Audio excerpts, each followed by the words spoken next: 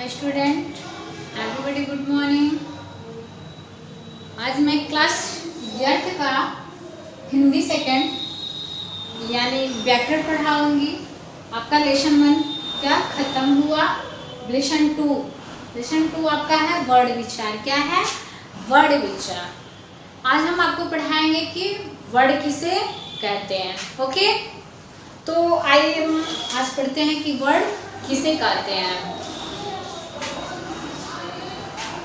हमारे आज की टॉपिक क्या है? वर्ड। मुख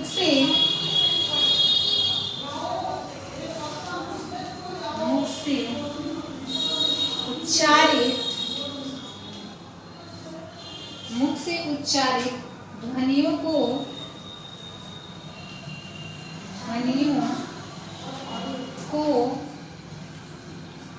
व्यक्त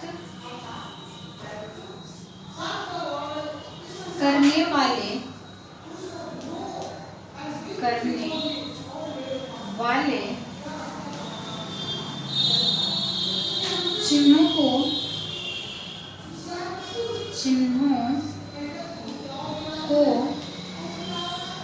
वर्ड कहते हैं। वर्ड कहते हैं।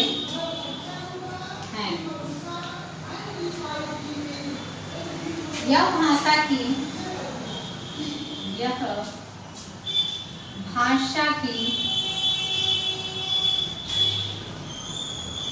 सबसे छोटी इकाई होती है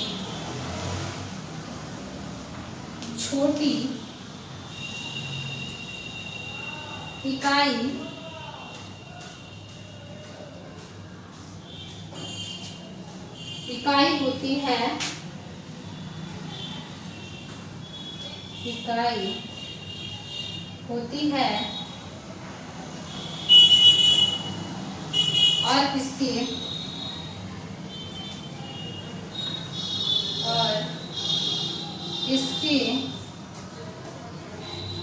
खंड नहीं किए जा सकते हैं।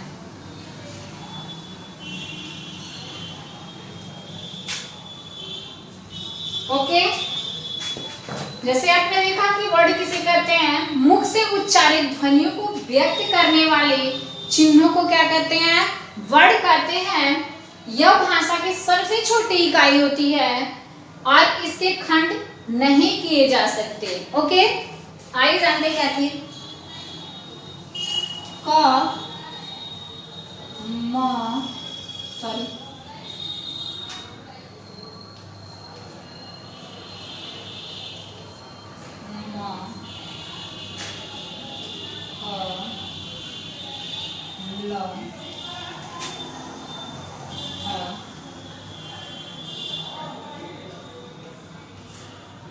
ये आपकी क्या है? क प्लस अ प्लस म प्लस अ प्लस ल प्लस अ बराबर क्या हुआ? कमन हुआ। ये हमारी क्या है? ध्वनियां हैं। अब इसको हम और तोड़ नहीं सकते, यानी इसकी खंड अब नहीं हो सकते। ध्वनियों से हमारे क्या बनते हैं? वर्ड बनते हैं और ये हमारी क्या है? ध्वनि है। अब इनको हम और खंड नहीं कर सकते, ना इसे तोड़ सकते हैं।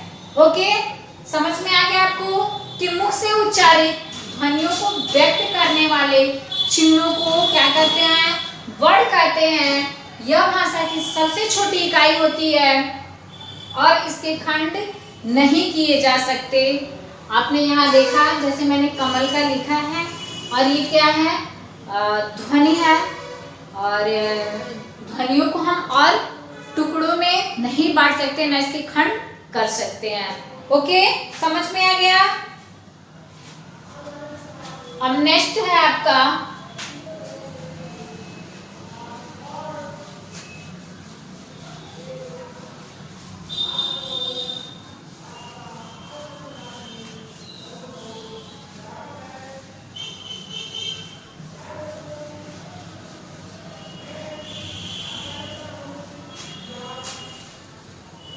नेक्स्ट आपका है वर्णमाला। वर्णमाला,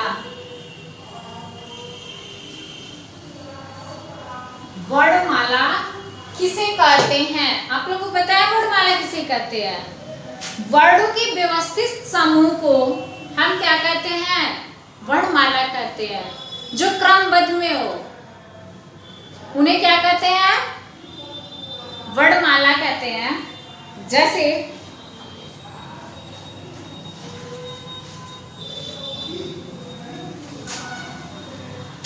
किसी भाषा के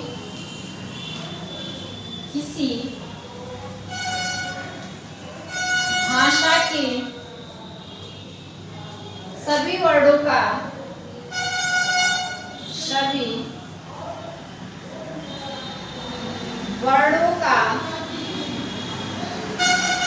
व्यवस्थित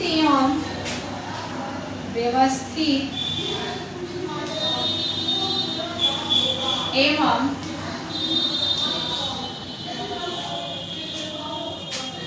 क्रमिक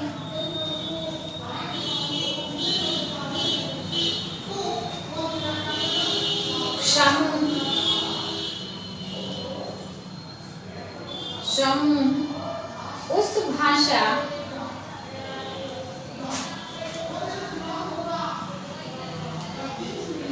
भाषा की वर्णमाला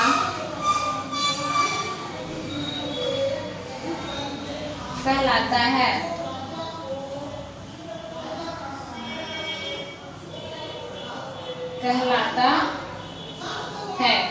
ओके, समझ में आ गया? क्रमिक समूह उस भाषा की वर्णमाला का, जैसे किसी भाषा के सभी वर्णों का, जो भी वर्ण होता है, व्यवस्थित या क्रमिक समूह। ओके, क्रमिक समूह उस भाषा का क्या कहलाता है? क्रमिक समूह उस भाषा की वर्णमाला कहलाता है। जैसे स्वर क्या है? अ, आ, ई, उ,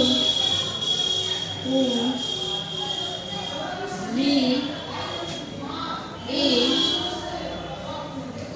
ए, ओ, अ।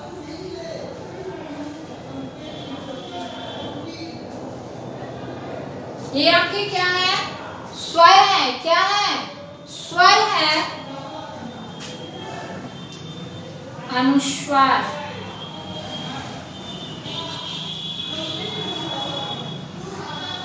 अब आप क्या करेंगे? अनुस्वार, अनुस्वार क्या है? अंग है। और विसर्ग क्या है? पता है आपको विसर्ग क्या है? आहा है। ओके, समझ में आ गया? अनुस्वार और विसर्ग। अब आइए व्यंजन। व्यंजन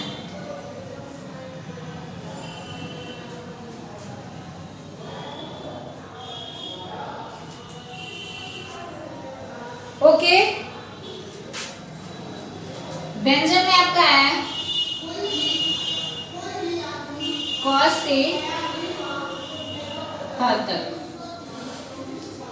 ओके, व्यंजन कितने से आता है? क से ह तक। उसके बाद आपका है संयुक्त व्यंजन। संयुक्त व्यंजन,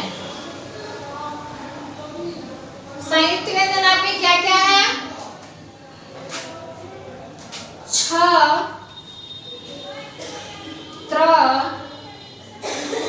ज्ञ और स्र। ये आपके क्या है? संयुक्त व्यंजन। आपने भी देखा वर्णमाला में किसी भाषा के सभी वर्णों का व्यवस्थित क्रमिक समूह उस भाषा की वर्णमाला कहलाता है। जैसे स्वर, स्वर हुआ, अनुस्वार हुआ, विसर्ग हुआ, व्यंजन हुआ और संयुक्त व्यंजन हुआ। ये सब किस में आते हैं? वर्णमाला में। ओके, समझ में आ गया? ये आपके टॉपिक क्या है, वर्णमाला किसे कहते हैं, तो आप अपने नोट्स में लिख लीजिएगा। किसी भाषा के सभी वर्णों का व्यवस्थित क्रमिक समूह उस भाषा की वर्णमाला कहलाता है। ओके, समझ में आ गया? कोई दिक्कत? इसको देख लीजिए, नोट कीजिए।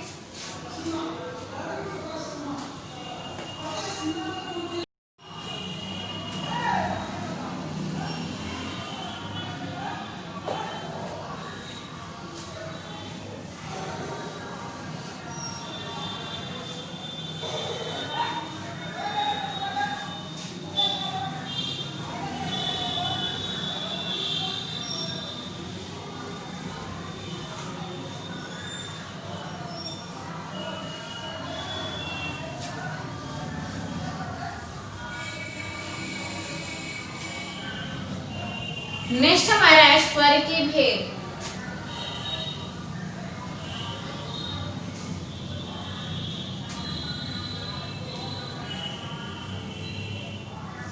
ओके, तो स्वर के भेद कितने होते हैं? उच्चारण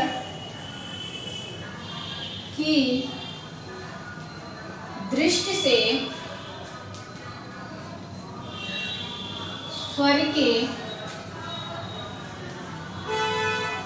3 भेद होते हैं। ओके, कौन कौन से? पहला का क्या है? ह्रस्व स्वर। क्या है? ह्रस्व स्वर।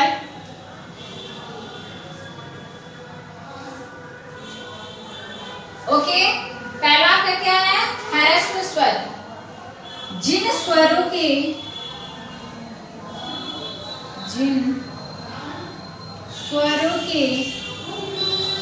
उच्चारण में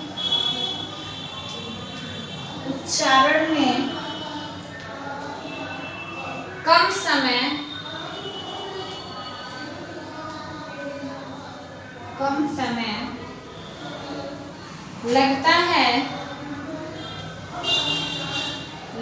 लगता है और जो खींचकर नहीं बोले जाते हैं,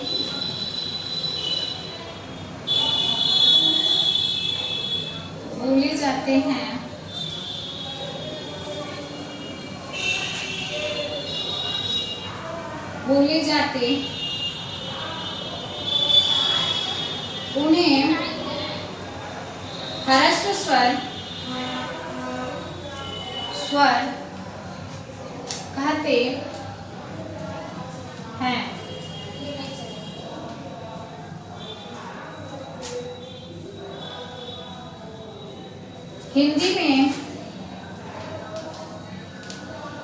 हिंदी में अ, ई, उ तथा री ये 4 ह्रस्व स्वर हैं। ओके, आपने देखा कि स्वर के भेद, उच्चारण की दृष्टि से स्वर के कितने भेद होते हैं? 3 स्वर होते हैं। कौन कौन से? ह्रस्व स्वर, दीर्घ स्वर और प्लुत स्वर। तो आपने पढ़ा कि ह्रस्व स्वर किसे कहते हैं? जिन स्वरों के उच्चारण में कम समय लगता है और जो खींचकर नहीं बोले जाते उन्हें ह्रस्व स्वर कहते हैं। यानी कोई भी शब्द या वर्ड जो भी होता है, उच्चारण जो भी हम बोलते हैं उसमें कम समय लगता है तो उसे हम क्या कहते हैं? ह्रस्व स्वर कहते हैं। जैसे अ, यानी जब हम अ बोलते हैं तो उसमें क्या होता है? कम समय लगता है। लेकिन जब हम वही दीर्घ स्वर में जब बोलेंगे आ, उसमें ज्यादा समय लगता है। तो उसके अपेक्षा इसमें कम समय लग रहा है। अर्थात अ हमारा क्या हो गया? ह्रस्व स्वर हो गया। ई हमारा क्या है, ई यानी कम समय लग रहा है, तो ये क्या हो गया, ह्रस्व स्वर हो गया।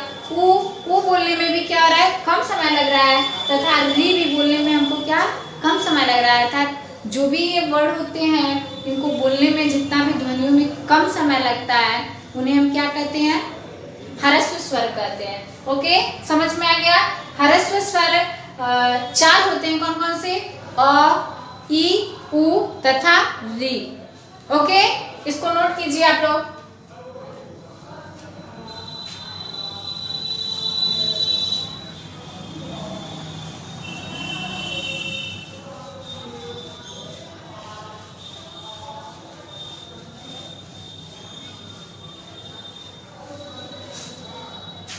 दूसरा आपका है दीर्घ स्वर। दीर्घ स्वर। ओके, अभी आपने पढ़ा कि ह्रस्व स्वर किसे कहते हैं, तो ह्रस्व स्वर में कम समय लगता है, लेकिन ह्रस्व स्वर में दीर्घ स्वर से ह्रस्व स्वर से दीर्घ स्वर में दुगुना समय लगता है, उससे अधिक समय इसमें लगता है। ओके, तो आइए देखते हैं दीर्घ स्वर। जिन स्वरों के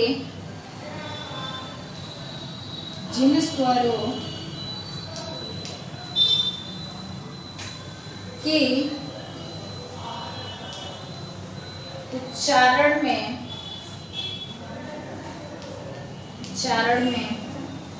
ह्रस्व स्वर से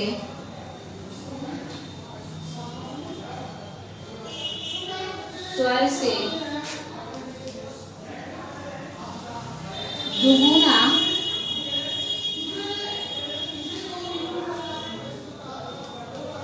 समय लगता है,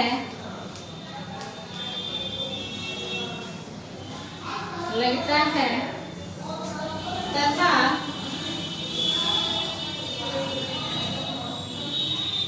जिन्हें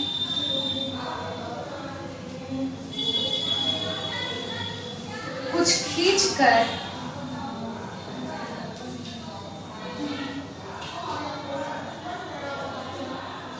खींचकर बोला जाता है, बोला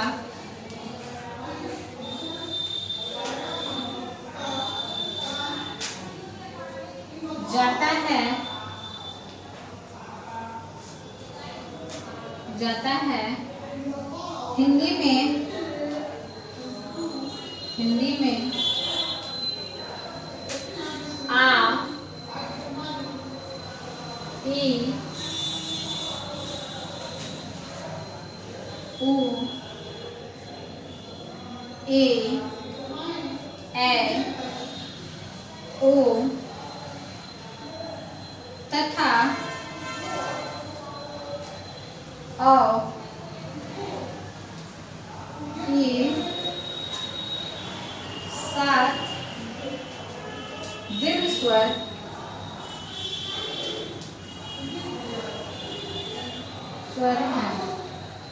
ओके, समझ में आ गया।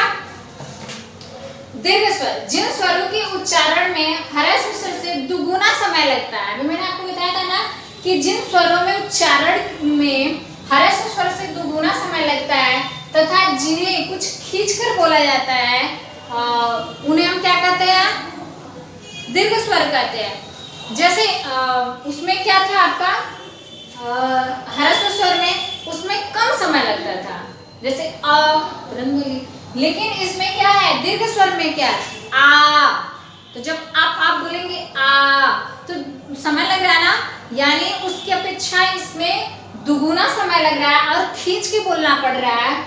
जैसे आप ए बोलेंगे, ए, यानी क्या हो रहा है, आपका समय ज्यादा लग रहा है, तो वो आपका क्या हो जाएगा, दीर्घ स्वर हो जाएगा।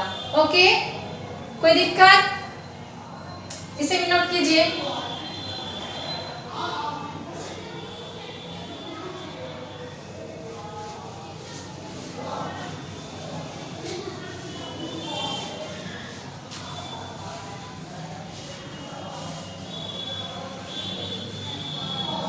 तीसरा आपका क्या है? क्लुप्त स्वर। क्लुप्त स्वर, इसमें क्या होता है? क्लुप्त स्वर में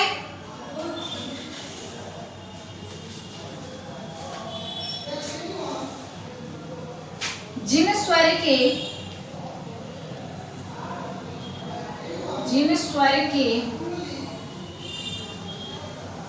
उच्चारण में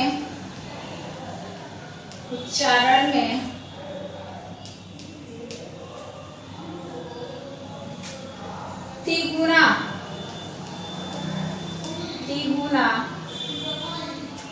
समय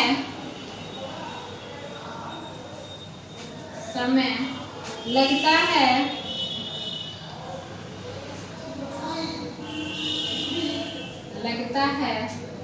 तथा जिन्हें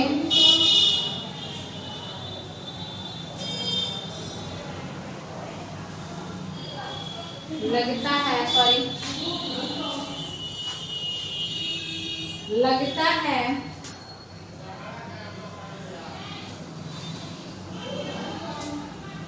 उसे क्लुप्त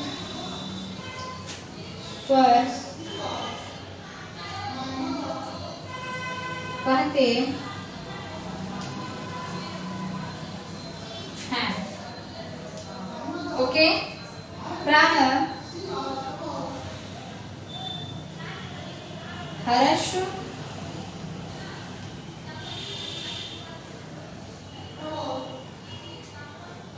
और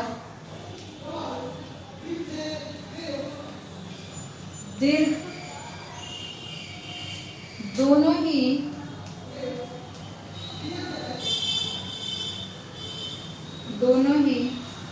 प्रकार के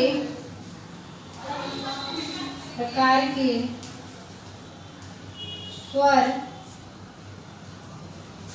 किसी को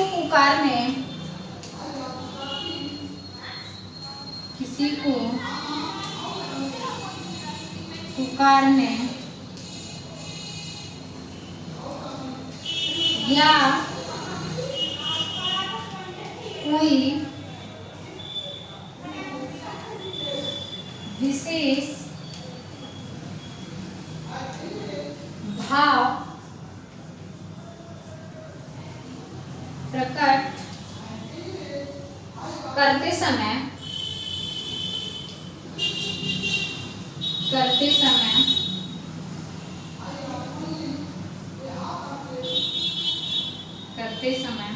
सामान्य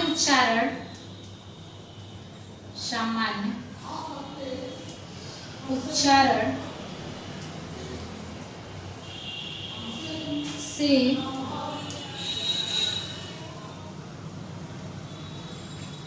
अधिक समय लेते हैं,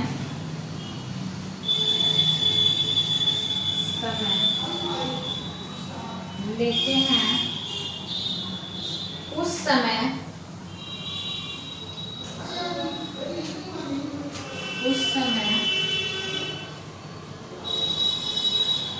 क्लुप्त स्वर हो जाते हैं।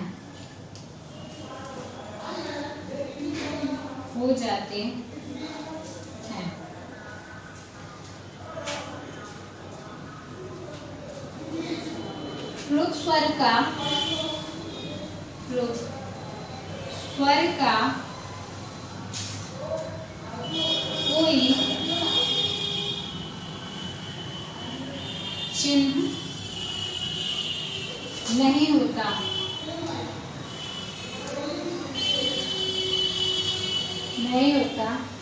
इसके लिए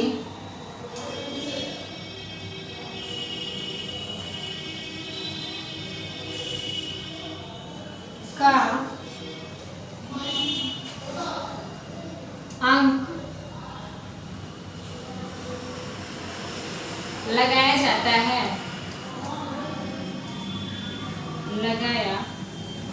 जाता है। जैसे